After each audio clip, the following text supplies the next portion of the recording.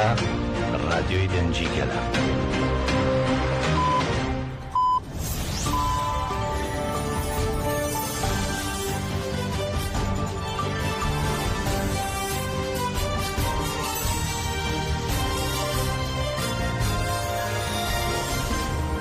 ئەم کاتتان باش بیسەرانی هێژە لا ناوەندی هەواڵەکانی ڕادیۆ دەنگیگەل بە یارمەتی هاوکارانم گەشتی هەواڵەکانی ئەمڕۆ دووشەمبە 3 دەسەمبەری 2024تان پێشکەش دەکەین.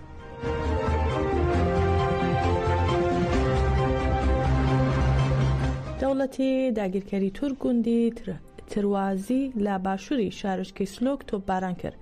بە گوێرەی هەواڵەی ئاژانسی هاوار نیوز درەنگانی شەوی ڕابردوو دەوڵەتی تورک گوندی تروازی لە باشووری شارۆچکەی سلۆکی سەر بە کانتۆنی فرات باچڕی بردومان کردووە. سەبارەت بە زەرەر و زیانەکانی تۆپبارانەکە تا ئێستا هیچ زانیاریەک لە بەردەستە نییە.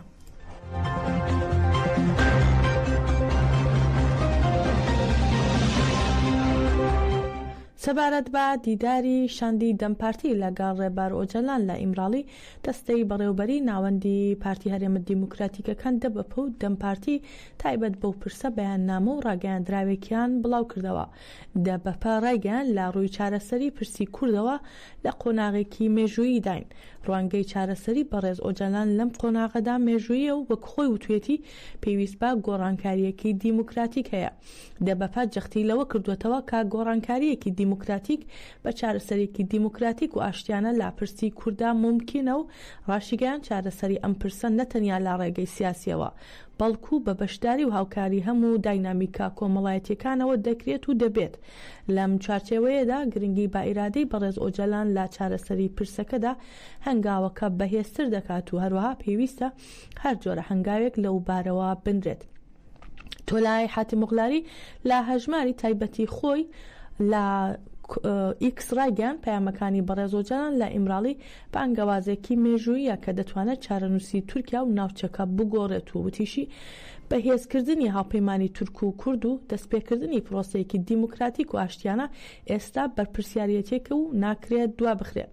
هاوکات تونجەر باکرهان لە هەژماری تایبەتی خۆیدا ئەویش نووسیوەتی پێشنیارەکانی بەڕێز ئۆجەلان لە ئیمراڵی لە چوارچەوەی ئاشتی و چارەسەریدا بەرپرسیارەتێکی مێژوویە لە ڕاکێشانی پەیوەندیەکانی تورک و کورد لەسەر زەمینەیەکی دیموکراتیک و ئاشتێکی شکۆمەندانە لە تورکیا.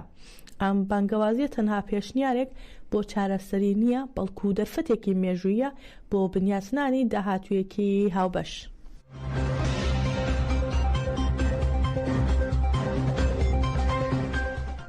شەڕوانانی قەسەدا وەڵامی هێرشەکانی دەوڵەتی تورک و چەتەکانی دەدەنەوە. لە چوارچەوەی هەڵمەتی شەهید عەزیز عەرەب لە منبەج سیستەمی ڕاداری دەوڵەتی تورک تێکشکێنرا. هێزەکانی سووریای دیموکراتیک هەسەدا لە ڕاگەیاندراوێکدا دووپاتیان کردەوە سیستەمی ڕاداری دەوڵەتی تورک لە باشووری منبەج لە چوارچەوەی هەڵمەتی شەهید عەزیز عەرەب کراوەتە ئامانج و لە دیمەلەکاندا دەردەکەوێت موشکێک بەرەو ئەو ئۆتۆمۆبیلە دەچێت کە سیستەمی ڕادارەکەی هەڵگرتو و دەیتەقێنێتەوە. هەروەها هەسەدە ڕایگەیان ئەم ئۆپراسیۆنانە دژی هەورە داگیرکاریەکانی دەوڵەتی تورکە. هەروەک لە دیمەنەکاندا ساتی تێکشکاندنی سیستەمی ڕادارەکە دەردەکەوێت با تێکشکاندنی ڕادارەکە ئۆپراسیۆنەکە بەسەرکەوتووی کۆتایی پێهات.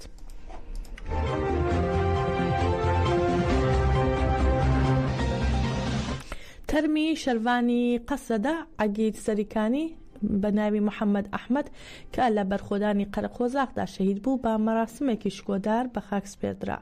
سەدان کەس لە دانیشتوانی شارەکانی دێرک گەرک لەگێ و چاخلای سەر بە کانتۆنی جەزیرە بۆ بە خاکسپاردنی تەرمی شەروانی هێزەکانی سووریای دیموکراتیک عەگید سەریکانی کە لە 26 کانونی یەکەم لە قەرەقۆزاق شەهید بوو چوونە گۆڕستانی شەهید خەبات دێرک. هاوسەرۆکی دەستەی بنەماڵی شەهیدان زیندانیان و بریندارانی شەڕ لە کانتۆنی جەزیرە لە مەراسمەکەدا بەشداریان کرد و بە ناوی هاوسەرۆکی دەستەی بنەماڵی شەهیدان محەممەد جەمیل وتی بەرخۆدان تاکە ڕێگایە بۆ سەرکەوتن لە باکوور و ڕۆژهەڵاتی سووریا و پاراستنی ئارامی کۆمەلگاکە. هەروە شەڕوانی هێزەکانی سووریای دیموکراتیک سعید کۆچەر لە مەراسمەکەدا باسی لە تێکۆشانی شەهید عەگیر سەریکانی کرد و ئاماژەی بەوە کرد کە بەشداری لە هەموو بەرەکانی شەڕی باکوور و ڕۆژهەڵاتی سووریای کردووە وتیشی پێویستە بگەینە ئامانجی شەهید عەگید و هەرێمەکەمان بپارێزین. لە مەراسمەکەدا ناسنامەی شەهید خوێندرایەوە و ڕادەستی بنەماڵی کرا و تەرمی شەهید عەگیر سەریکانی بە دروشمی شەهید نامرن بە خاک سپێردرا.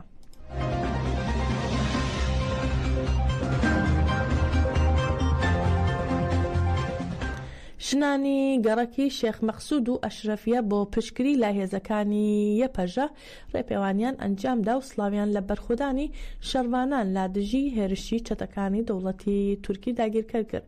ژنانی ئەندامی کۆنگرەی ستاری گەڕەکەکانی شێخ مەقسوود و ئەشرەفیەی شاری حەلەب با دروشمی یەکێتی ژنانی سووریا مسوگرکردنی فەلسەفەی ژن-ژیان ئازادیە ڕێپێوانێکی جەماوەریان ئەنجامدا و ڕێپێوانەکە لە بەردەم هۆڵی هەشتی ئادار دەستی بێکرد.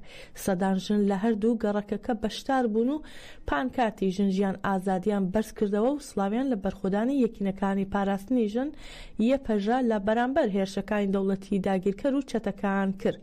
ئەندامی کۆنگرەی ستاری حەلەب فەهمی حەمۆ بە ناوی چالاکوانانی ژن سلاوی بۆ ڕێبەر ئاپۆ ناردوو بەڵێنی درێژە پێدانی ڕێگەی شەهیدانی دووپات کردەوە و هەروەها فەهمی حەمۆ بانگەوازی لە هەموو ژنان کرد کە بۆ پاراستنی دەستکەوتەکانی ئازادی دیموکراسی و بەتایبەت بۆ دەستکەوتەکانی ژنانی سووریا یەکێتی بنیات بنێن و داهاتووی نوێی سووریا مسوگر بکەن.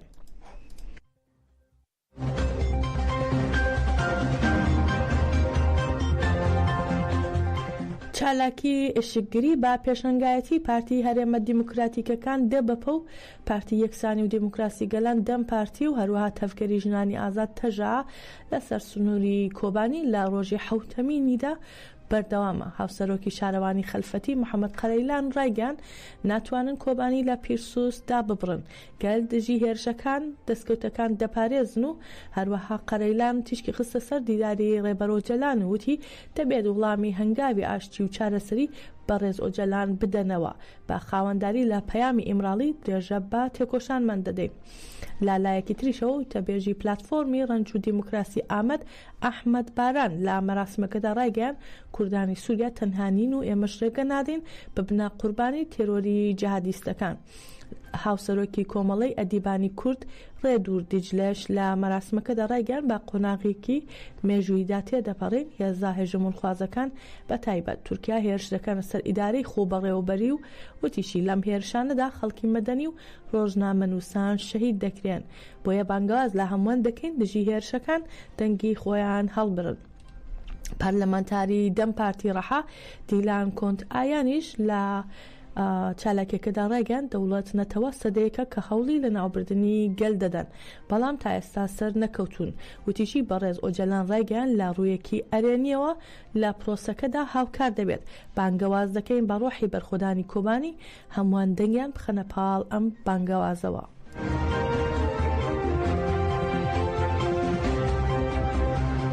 نوێنەرایەتی پێدا لە هەرێمی کوردستان لە نووسینگەی خۆی لە شاری سلێمانی کۆبوونەوەیەکی جەماوەری بۆ کوردانی ڕۆژاوای کوردستان ڕێکخست.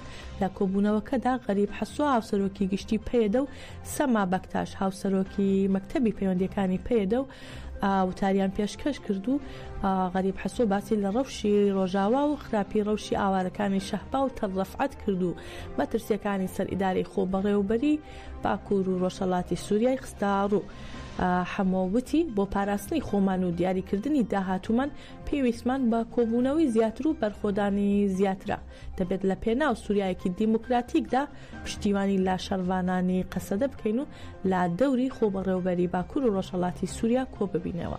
هەروەها پەیامەکەی ڕێبەر ئۆجەلانی بەرز نرخاند و وتی ڕێبازی ڕێبەر ئۆجەلان بۆ ئاشتی و برایەتی گەلان زۆر گرنگە و تەنها ڕێبەر ئۆجەلان دەتوانێت ئەم دۆخە چارەسەر بکات و بیگۆڕێت.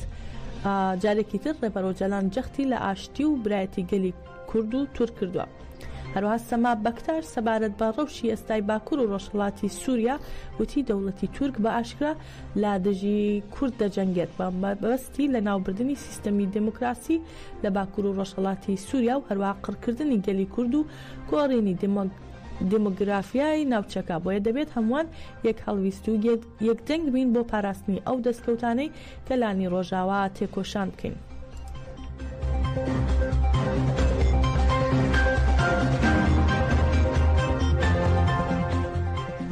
ڕوانگەی سووری بۆ مافەکانی مرۆڤ ئاشکرای کرد میلیشیا چەکداریە سووریەکانی سەربا تورکیا لە ناوچە جیاجیەکانی هەرێمی عەفرین و ڕۆژاوای کوردستان 18 وڵاتی کوردیان با تۆمەتی پشتیوانی و پەیوەندی با ئیدارەی خۆسەری ڕۆژاوای کوردستانەوە دەستگیر کردو و ڕاپێچی زیندانیان کردوون.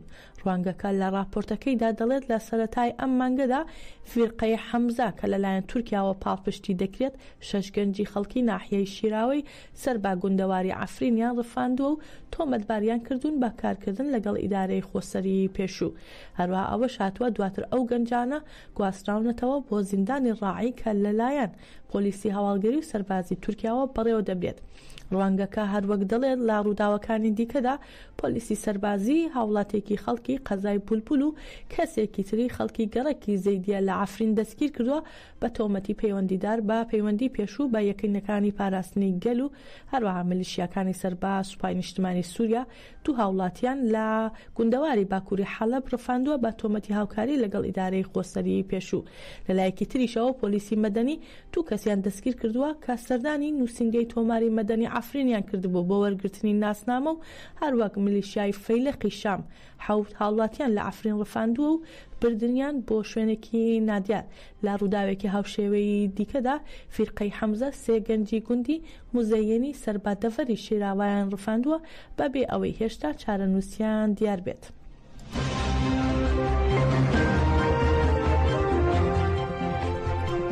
چوار هاوڵاتی کورد بە ناوەکانی ئەمین بازیان، خالد مەحمودیان، جەمال شێخەپور و ئەفشین خەلیفەزادە لە ڕۆژهەڵاتی کوردستان لەلایەن هێزەکانی وەزارەتی ئیتلاعاتەوە لە شارەکانی پیرانشار، سەردەشت و مەهاباد دەست بەسەر کران و گوازراونەتەوە بۆ دەستبەزەرگەی ئەم دەستگا ئەمنیە لە شاری ورمێ. ئەم چوار هاوڵاتیە بەبێ بڕیاری دادوەر دەستگیر کراون.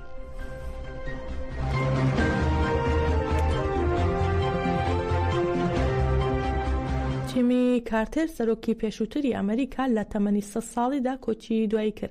کارتر لە ساڵانی 1970 بۆ 81 سەرۆکی ئەمریکا بووە و لە ماوەی سەرۆکایەتیدا ڕوبەڕووی قەیرانی ئابووری وڵاتەکەی و دۆسیەی بارمتەکانی ئێران بووەوە و بە ئەندازیاری ئاشتی نێوان ئیسرائیل و میسر دادەنرێت و بە هەوەی ئەنجامدانی ڕێککەوتنی کامپ دەیڤید لە نێوان ئەو دوو وڵاتەدا لە ساڵی 1970دا خەڵاتی نۆبێلی ئاشتی وەرگرتووە.